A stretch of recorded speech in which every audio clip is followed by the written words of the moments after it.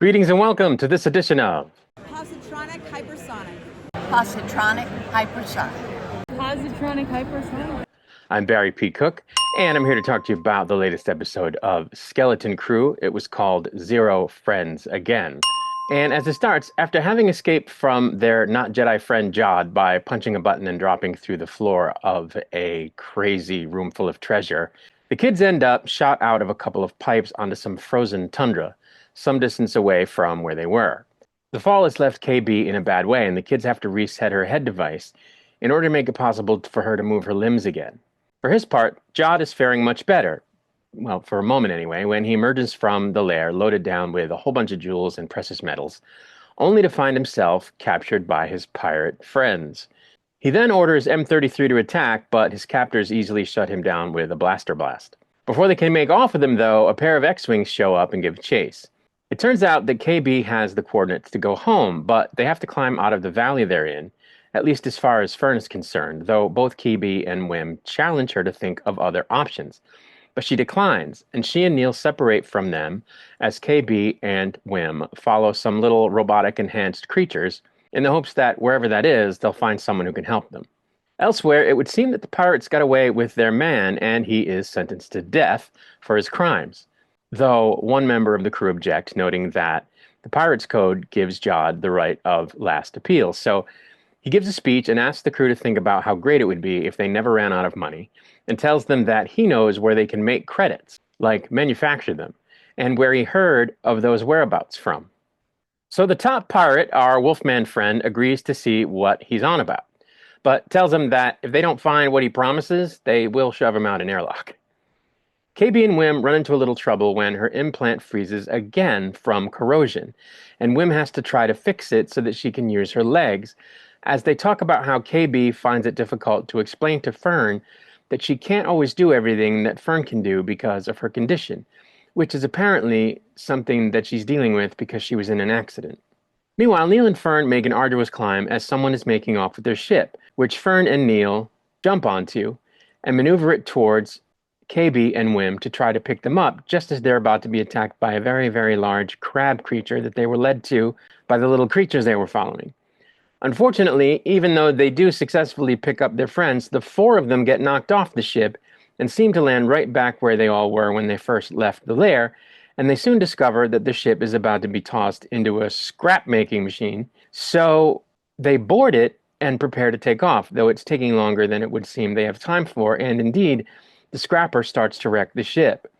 Wim mans one of the guns and starts shooting the scrapper, but they can't break free until Fern decides to engage a system that M33 had previously told her never to engage, which allows them to extract a smaller version of the ship, the part of it that they're all sitting in, from within a larger version of the ship, and successfully take off. And that's where the episode ended. So I say the same thing every week, which is that I'm continuing to like this show. I have never felt that it's a fantastic show, but I also don't think that it's bad. I think that it's, at worst, mediocre. So on a scale of 1 to 10, I'd give it like a 6, maybe a 7.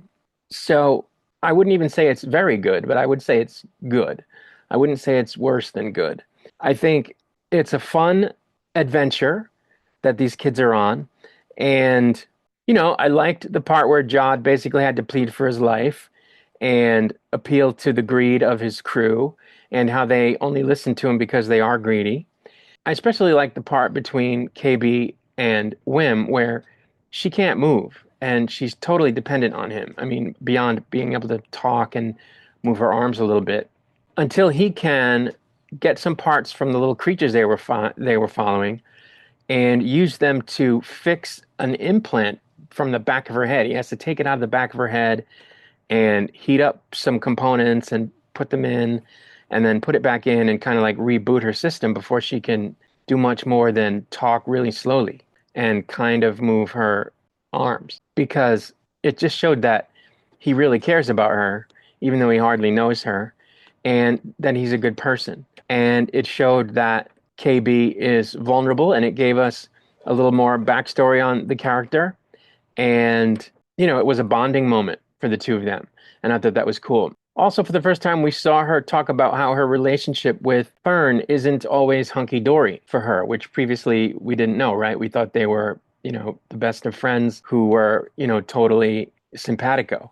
And that's not entirely true for KB. And so it was getting into the relationship dynamics between the kids. Because even Neil tells her, because she gives him a hard time kind of when he's not climbing as well as her. And he says, not everybody can do everything you can do. And so I just thought they had some really good character moments for the kids. And like I said, I liked the scene where Jod was fighting for his life. And it remains to be seen whether he was just sharing the wealth, as it were, because he had to, or because he genuinely wants to help his fellow pirates who are always scrapping for a living. So that's going to be interesting.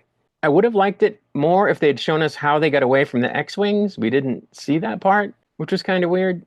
But other than that, I thought it was a solid episode. The scene where the kids escape from the scrapping machine was very cool as well, where they all had to work together and Fern had to trust them to do their part because she's only one person. She can only do one part. And they really all had to trust each other to do their own part. KB could only do what she could do. She couldn't do what all the other things at the same time that needed to be done. So they really each had to trust each other to do what needed to be done to get the ship in a position to escape. It was also cool when, Fern told Neil he was going to fly the ship and he was sort of surprised by that.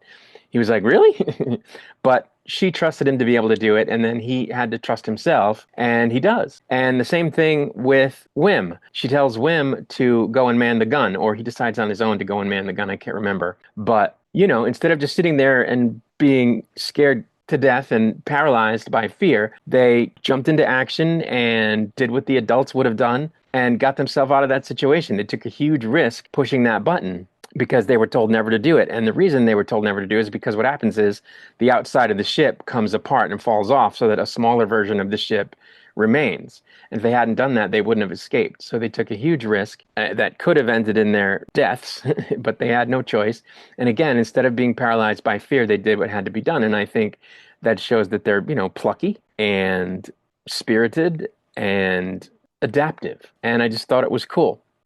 Shows with child actors are not for everyone. And I don't watch a lot of them myself. But most of the time, I find them to be good when I do watch them. And I find the kids to be decent actors for their age. This is not always the case. The little girl that played Leia Organa in Obi-Wan Kenobi was horrible as an actor. Not everybody likes these kids and their acting, but, they're pretty good. Are they Meryl Streep?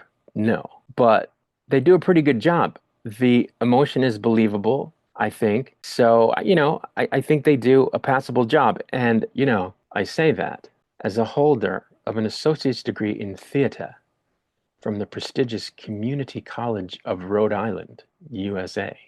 So you can take my word for that. Oh, anywho, I'm liking the show. I think Jude Law is excellent. I think the kids are good. I think the action is good. I think the emotional beats are there.